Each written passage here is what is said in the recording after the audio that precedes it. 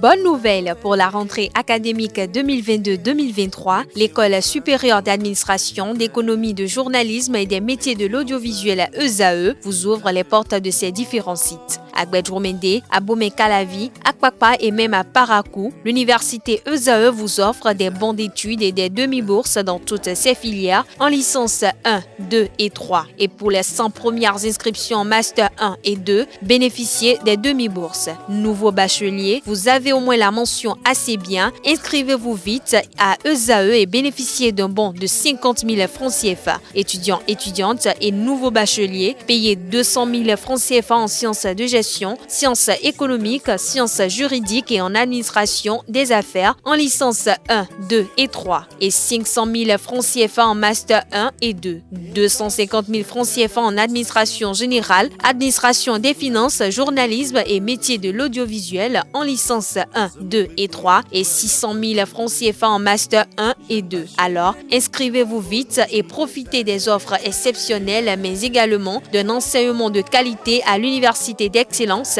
ESAE. Infoline 90 93 65 21 ou le 98 98 14 00.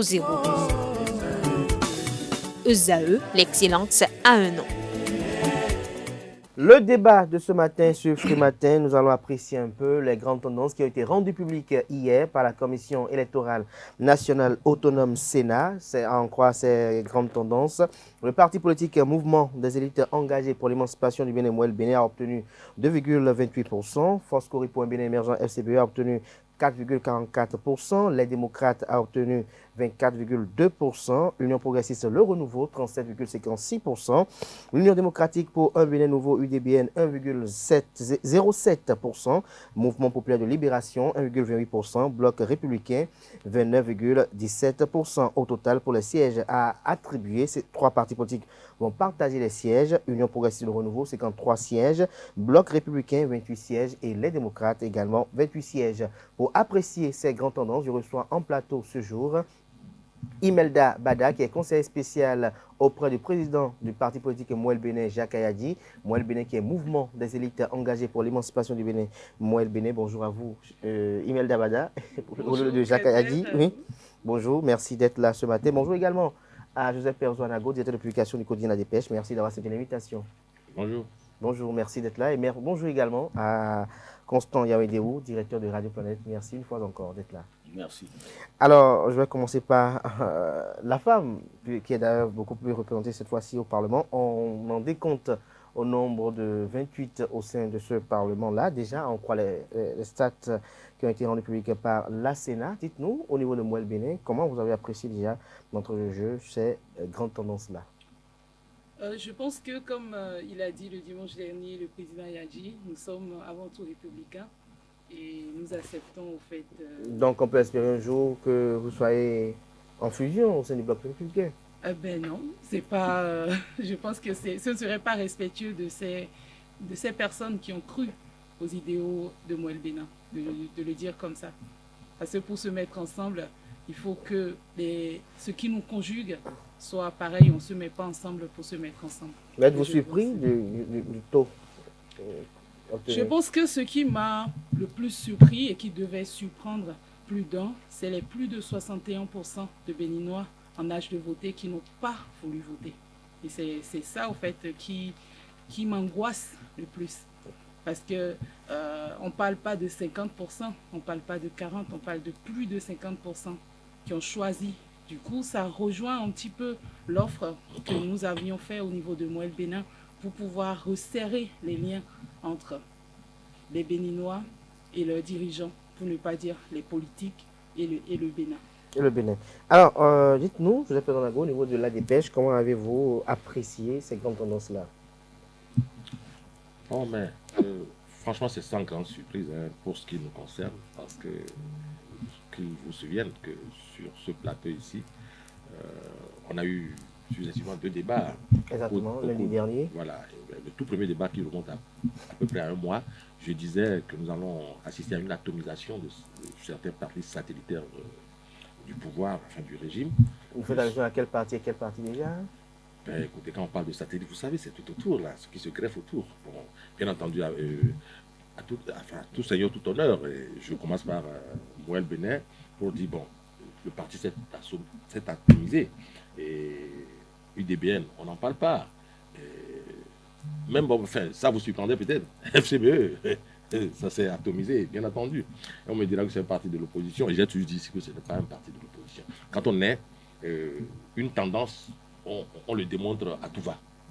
Moi, je n'ai jamais vu depuis toute cette mandature, je n'ai jamais vu le parti FCBE démontrer qu'il est réellement, enfin, qu'il est simplement même de l'opposition. Et donc, on prend les autres partis. MPL, c'est vrai, c'est mi figue mi raisin. Avec cette sombre histoire qui l'a accompagné ce parti, je me dis que, vous savez, nous autres, on joue aux intellectuels autour de ces plateaux, autour de ces débats, mais à l'intérieur, il y a un peuple, et elle en a parlé précisément, qui observe et qui, à la dernière minute, de façon... Ils ont quand même obtenu 1,28% devant l'UDBN. Tout à fait. Je dis nous autres, parfois, on fait les choses avec un peu de conformité et autres, mais le peuple, lui, ne connaît pas. Le peuple a ses conventions et les applique. Et c'est d'ailleurs le résultat. Vous allez me dire que les démocrates ont fait véritablement campagne. Je ne le pense pas de mon point de vue. En ont-ils les moyens? Je ne le pense pas.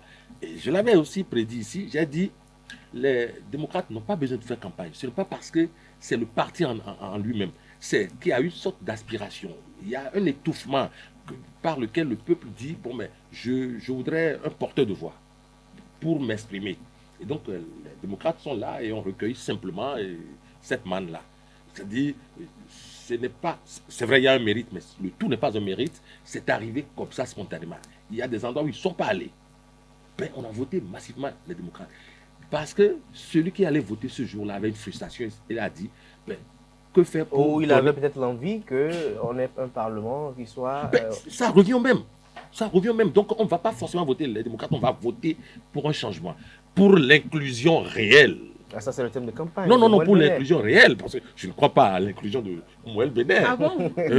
L'inclusion de Moël Bénin qui appelle quand même à ce que toutes les filles et les fils du Bénin, quelles que soient leurs conditions physiques, mentales, intellectuelles, puissent s'adonner à la chose de la République. Ça ne vous appelle pas, monsieur? Très bien. Alors, pourquoi je n'y crois pas?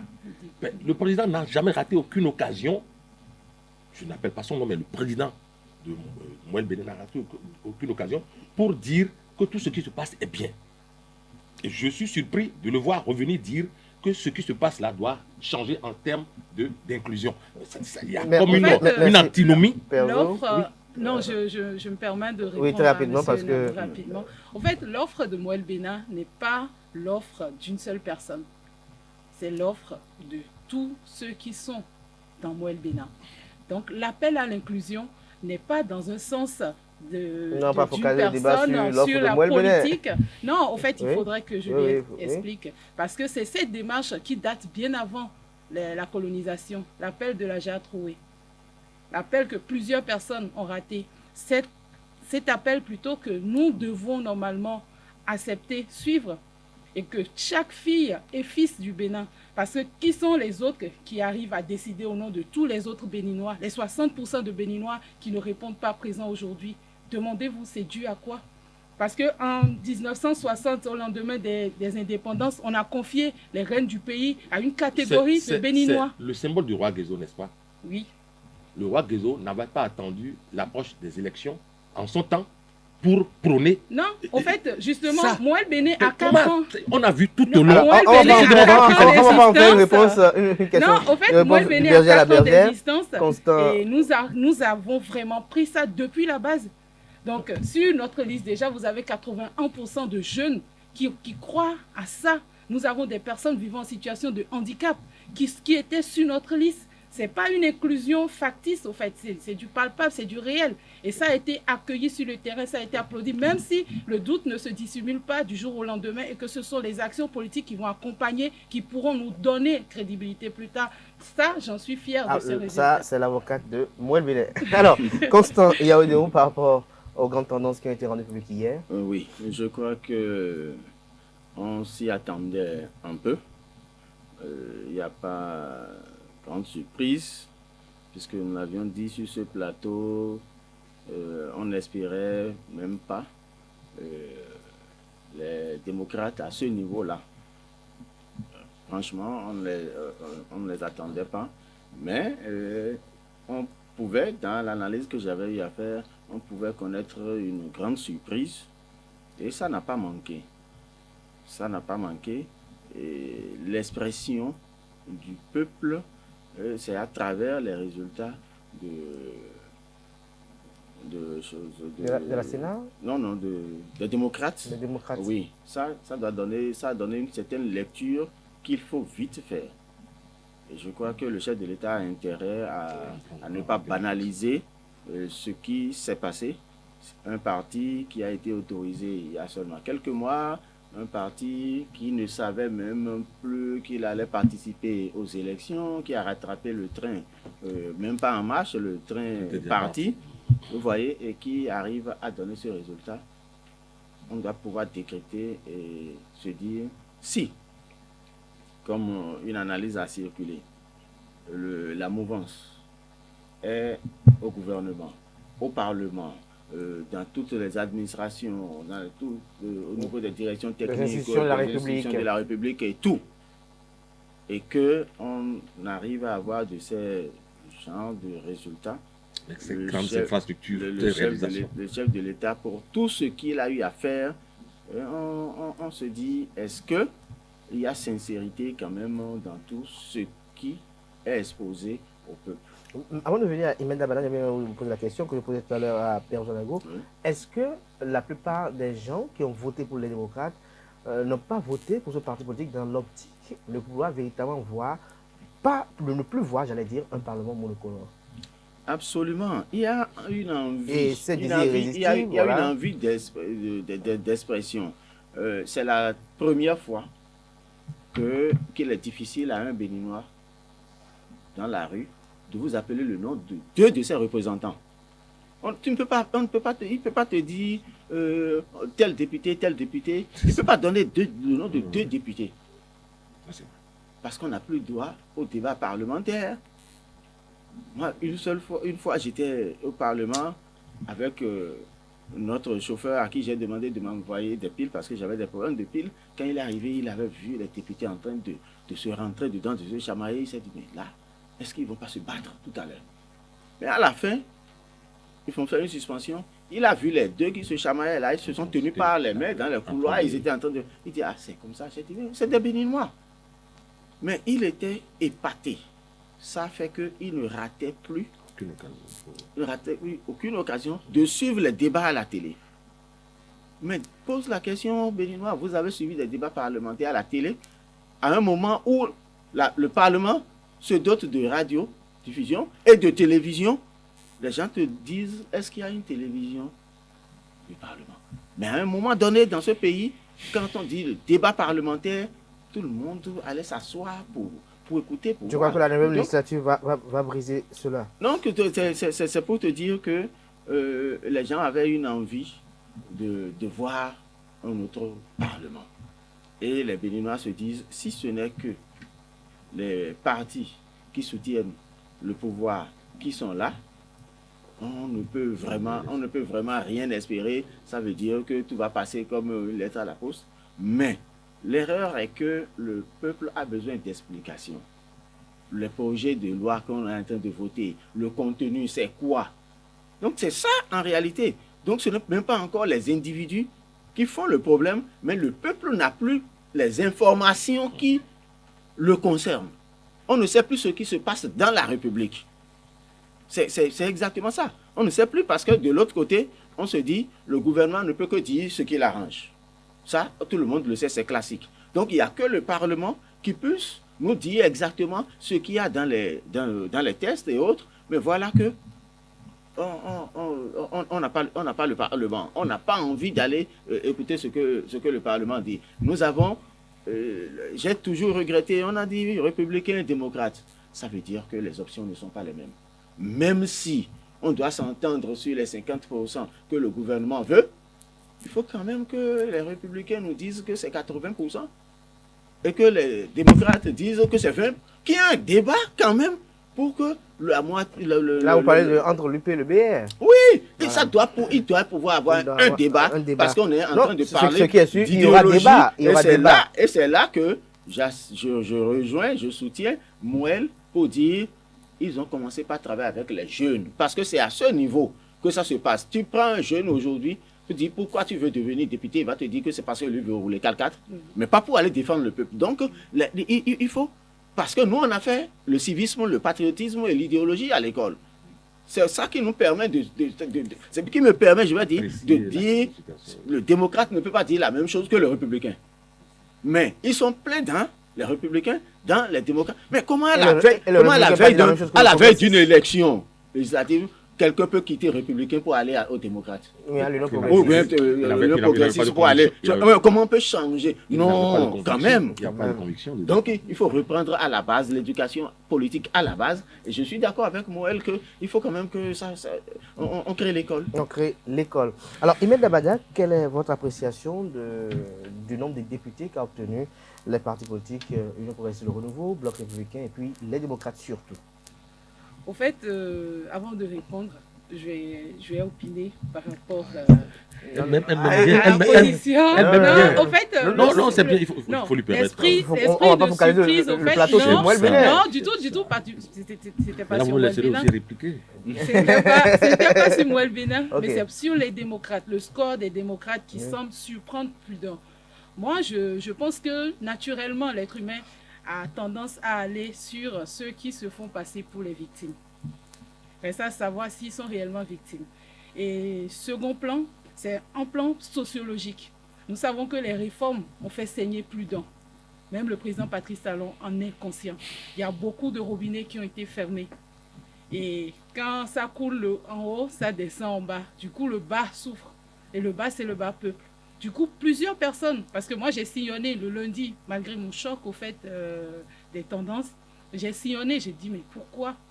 Mais le vote sanction, j'ai voté parce que je n'arrive plus à avoir mes 3 repas par jour. J'ai voté parce que je suis limite acculée. J'ai voté parce que je veux que le gouvernement sache que je ne suis pas content ou contente. Il y a plusieurs raisons selon vous qui justifient. Voilà. Du coup, c'est pas forcément parce qu'ils adhèrent à ce que les démocrates, je ne sais même pas ce qu'ils ont proposé, à part aider nous à revenir, puisqu'on les avait déjà vus à l'œuvre. Si ce n'est pas pour réellement faire mal au pouvoir en place, je ne sais pas, en fait, pour moi personnellement. Et après, oui, ceux qui n'ont pas voulu s'exprimer, c'est normal. Je suis bien quand même tenté de vous poser la question. Savoir, votre ancienne formation politique, le Bloc républicain, quelle appréciation portez-vous sur la performance obtenue cette fois-ci? Écoutez, le Bloc républicain, vous savez, je suis partie. Je ne vais pas revenir sur le pourquoi j'étais partie. Oui. Parce que voilà, quand on est quelque part, c'est pour aller quelque part. Et l'objectif que moi j'ai à mon niveau, c'est d'être utile à mon pays et de travailler à ce que ceux qui vont venir après moi puissent pouvoir suivre mes pas. Et c'est pour ça que je vous parle d'idéologie, parce que quand on met en place une idéologie qu'on n'est pas capable, même si c'est vrai, ils ont, je me permets le libéralisme à visage humain. Je ne sais pas, l'humain sortira d'où. J'y ai cru pendant un moment, mais l'humain n'a jamais fait apparition et je suis partie. Donc, allez-y. Joseph Perzel, allez-y. Vous voulez parler? Oui, non, mais écoutez, d'abord, je suis presque un féministe. J'adore les femmes dans leur posture. Vous adorez les femmes? Non, j'adore les femmes dans leur posture. Hein. J'ai beaucoup apprécié sa posture et tout, mais je voudrais dire ceci. Tant que les politiciens, sous le contrôle de DA, ne vont pas intégrer une certaine dynamique, à savoir lire l'histoire. Si ces politiques ne peuvent pas aller lire l'histoire ailleurs, nous en avons suffisamment chez nous. Ce peuple n'est pas né d'hier, il y a une histoire. On a vu ici que le peuple a sanctionné l'arrogance d'un président. Je dis arrogance, je mets ça en griffe. Notre peuple n'aime pas l'arrogance. Ça a été sanctionné dans les années 90. Je ne donne pas de nom de président. Mais lorsque vous évoquez l'année... il est toujours là. Alors, ça, on a sanctionné l'arrogance. Tout à l'heure, j'ai cru lire ce n'est pas qu'elle est arrogante. J'ai cru lire l'arrogance à travers certaines thématiques. Toute réforme, même mal à l'aise, le robinet qui ne descend pas. Est-ce vraiment un robinet qui précarise l'emploi? Lorsque l'emploi est précarisé, est-ce que c'est un problème de robinet ou de vase communicant? C'est une question que je me pose. En fait, j'ai encore la petite parole. Je suis inquiet. Et je me dis, est-ce que, tout à l'heure, Yawedou disait que le chef de l'État ou la gouvernance actuelle n'a qu'à décrypter ce message. Ce n'est pas je suis mécontent de si seulement on s'en tient à cela. Non. Lorsque le chef de l'État en personne va applaudir et dire oui, j'ai précarisé, enfin, j'interprète ça de cette manière, les emplois chez moi, venez, vous pourrez renvoyer comme ça vous plaît, payez-leur juste 3 mois si ça vous dit. Je vous en prie, j'ai encore la parole. Non, je ne veux pas vous couper. J'ai encore la parole, je vous en prie. J'ai encore la parole. Et je crois que ces élections, certains les ont voulu en griffe présidentielle. C'est-à-dire, parce qu'on sait que, quelle que soit la situation, et quand on me dit que les démocrates n'ont pas fait campagne, je ne suis pas démocrate.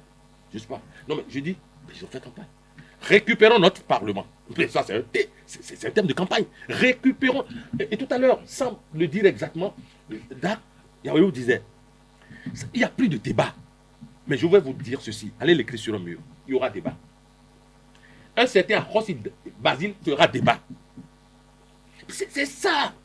C'est cela de ce qu'il s'agit. Donc, laissons les arrogances de côté, les poursuites, l'arrogance de côté. Oui, mais il y a une anecdote qui n'a rien à voir avec ce que nous disons ici. Oui. Une certaine, une députée, je suis du genre, hein, une députée avait pris à partie je vois où vous allez. des agents de l'ordre. C'est-à-dire que c'est toute la République qui était habillée. On a vu cette posture. Mais vous voyez sur les réseaux sociaux comment les images défilent, où on montre cette personne aujourd'hui. Vous voyez, c'est de l'arrogance qu'on combat. Non, en fait, là, c'est pas le même schéma. J'ai bien dit que ça n'a rien à voir avec exactement. Excusez-moi, M. Kader. Au fait, quand je parlais des réformes, vous conviendrez avec moi que tous ceux qui sont passés, je vais m'arrêter à 90, à l'ère du renouveau démocratique, avaient conscience que quelque chose n'allait pas. Même à citer l'ancien président, dont vous n'avez pas voulu citer le nom, il était conscient de ce que ça n'allait pas. L'ancien président Boni Yayi, quand il est venu pour vouloir changer. Qu'est-ce qu'il voulait changer? C'est qu'il était conscient de quelque chose. Non, que quelque Tous les chose présidents qui sont succédés. Il a vu qu'il n'arrivait pas à changer. Il a voulu refonder. Comment on va parler aujourd'hui? Après le plateau, il a voulu refonder le Bénin. Il n'a pas réussi à le faire. Le président Patrice Talon est venu. Alors là, il y a eu un seul président qui a travaillé dans ce pays. Bravo. Non, c'est une suite logique. Ah, merci. En fait, c'est une suite logique. Alors, Constant, est-ce que nous pouvons parler de votre sanction lorsque l'on regarde un peu le nombre de sièges qu'a levé le Bloc républicain et l'Union progressive de renouveau comparativement à ce qu'a obtenu les démocrates? Est-ce qu'on peut parler de votre sanction véritablement? Absolument. Malgré le fait que UP plus BR dépasse largement les 28 obtenus par... Même à 100. Le problème, c'est ceci, c'est qu'il faut savoir lire les résultats.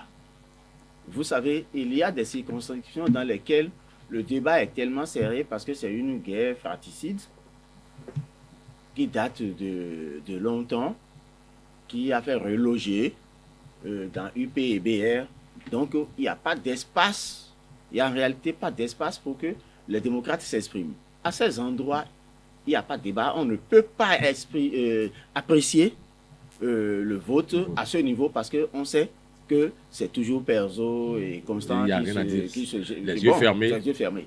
Mais si on doit apprécier, il faut apprécier ça là où on a un ensemble un peu comme Cotonou, un peu comme Parakou, un peu comme Boycon ou un peu comme Djougou, qui sont des centres, et même Porto Novo un peu, qui sont des centres où on ne peut pas dire, prédit déjà d'avance, c'est le bastion de tel. C'est là qu'il faut surtout apprécier. Donc à vous entendre, pour vous, à Cotonou, malgré les réalisations, malgré tout ce qui a été fait de beau, que les démocrates en sortent avec la tête, malgré les personnes qui ont été positionnées au niveau de l'UP de renouveau et au niveau du Bloc républicain, pour vous, c'est un message qui est envoyé. C'est un message, c'est pour ça que je demande au chef de l'État de bien décrypter.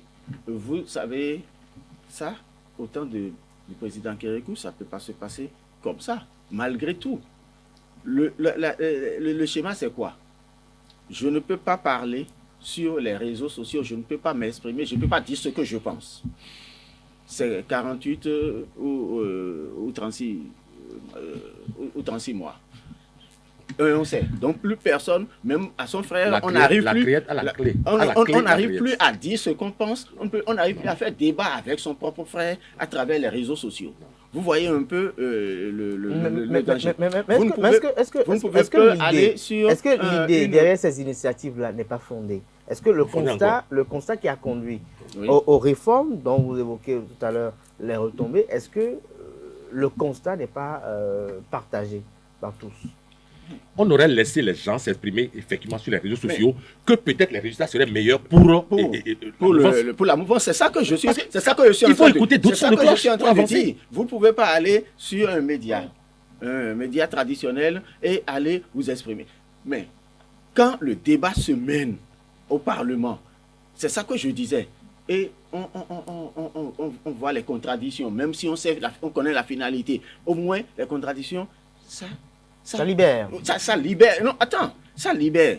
Et c'est ça que je dis, les Béninois aujourd'hui, le seul moyen qu'ils ont trouvé pour s'exprimer, c'est ce droit civique-là, d'aller dans l'urne, aller dire. Donc, ils n'ont pas voté pour un parti ou pour un autre. C'est pour ça que j'ai dit, il faut bien décrypter. Je suis mécontent. Les voix des démocrates, c'est des je suis mécontent. Parce qu'ils ne savent plus ce qui se passe. Au temps de Kérékou, mais quand vous parlez, même vous journalistes, vous critiquez, vous dites, il dit, si ça peut lui apporter son pain, c'est bon, parce qu'il sait qu'on lui a donné un mandat, et tant que le mandat n'est pas terminé, personne ne peut lui arracher ça. Ça n'a jamais déstabilisé le Bénin. Il va exécuter son programme d'action, donc rien ne l'inquiète, il dit. Donc tout le monde parle. Donc quand nous, on a beaucoup parlé. En son temps, on a autant de Kérékou. Avec des émissions spéciales. On a beaucoup parlé, mais dès que vous sortez, vous voyez le Béninois, il vous attend déjà à la sortie de la radio. Il dit, mais vous l'avez dit ça quand même. Voilà. Et là, il est plus violent. Là, il est plus violent, c'est ça. C'est pour ça que les gens disent, nous irons au moins dire qu'on est constipé. Ça, là, c'est les résultats de la constipation. Juste, ce n'est pas... ils n'ont pas aimé les démocrates parce que le démocrate ne s'est même pas révélé à eux. Merci. Bon, donc, ça, c'est alors, ça que je dis, il faut décrypter. Oui, alors, c'est une bombe aujourd'hui, la regard sont tournée vers la Cour Cour désamorcée. Dans l'espérance que la Cour constitutionnelle donne ses résultats, est-ce que vous espérez qu'il y ait des changements? Je pense que nous ne sommes pas des illusionnistes. Et au vu de ce qui est là, nous avons acté et ce qui nous attend dans le futur, nous commençons déjà à préparer ça. Dès maintenant. Alors, très rapidement, Joseph Perzanago, la Cour, on peut l'attendre déjà quand? Ah non, moi je ne sais pas quand est-ce que la Cour va se décider. Libre à elle de conforter, d'infirmer ou d'affirmer certains résultats tels que ça se présente. Mais ce qui est certain, nous l'avions tous reconnu sur ce plateau, c'est que le Parlement ne sera plus comme c'était au cours de la législature. Ça, là, c'est une évidence. Merci à vous. Très rapidement, Constant Yaoudéou. Je crois que la Cour n'aura plus beaucoup de choses à dire parce qu'on a constaté la publication n'a pas été accompagnée de contestations par-ci, par-là. On n'a pas eu des réactions, de vives réactions. Donc, la Cour, à partir du moment où il n'y a pas de plaignant, je ne sais pas pourquoi le juge va... Il y a quelques recours devant... Oui, ça ne peut pas manquer. Sinon, si ça manquait même, ça veut la vitalité de la démocratie. C'est pas bien. Merci à vous, Constant Yaoudéou. Je rappelle que vous êtes le directeur de Radio Planète. Vous étiez face à Joseph Perzanago, directeur de La Dépêche. Mais du quotidien La Dépêche, qui était face à la conseillère spéciale Imelda Bada, conseillère spéciale du président Jacques Ayadji en charge de l'inclusion. Merci d'avoir été là ce matin. Chers amis, notre Free Matin se poursuit. On installe à présent Colombe Oussou, j'allais dire, qui présente les sports de ce matin sur Free Matin.